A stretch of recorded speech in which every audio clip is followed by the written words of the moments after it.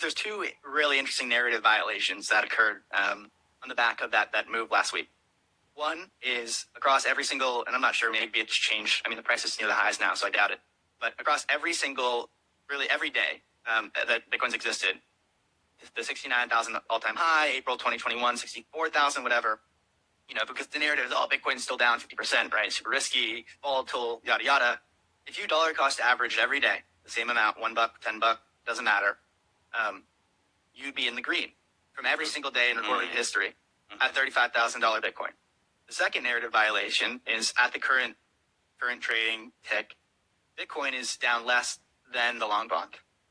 So you have an entire, financial complex that's telling you this thing's too risky, it's too volatile, it's untouchable, it's not an investable asset, stick with what 60-40, right? And the 60-40 is down 35%, right? So like Bitcoin, it's like, okay, it's too risky, sure, right?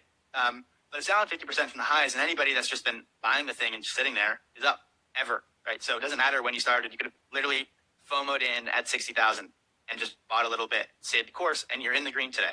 So like, again, it's obviously just volatile. Dylan, there's a ton of people that's how they do it. They just dollar cost average on the week or by the day or by the month, and that's just it. So and if you don't believe the math, go do it, and you're going to be shocked at what you find. So it's volatile, right? It's always been volatile.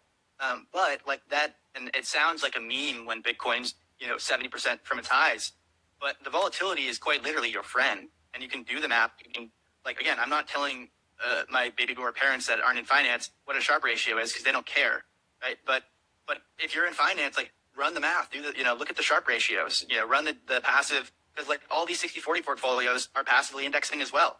So if you're doing that math, do it on a Bitcoin spot index, right? And so it's far too volatile, right? But the long bond's down 55% on no volatility, right? So what does that tell you about all the preconceived notions of the finance industry and Bitcoin? On the idea of the Sharpe ratio and talking to your parents, here's a metric that I just find mind blowing.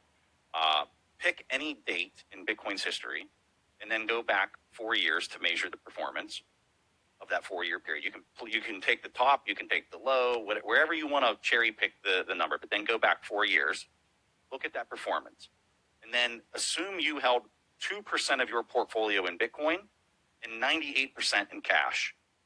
In that portfolio construction of only 2% Bitcoin and 98% cash will match the S&P 500, the S&P 500 performance over that same period that you select. But you'll do it with 1/4 the volatility. Okay, that for people that are trying to understand what the Sharpe ratio is, it's showing you performance. So you're matching performance with only a 2% versus 100% in the S&P 500, and you're getting 1/4 of the volatility in your portfolio.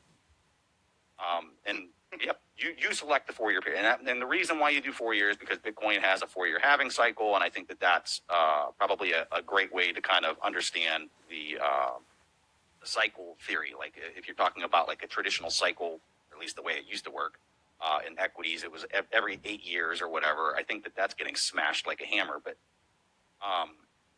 anyway, so that's just another neat metric. You were talking about dollar cost averaging. I think that's another one for people to dig up and look at.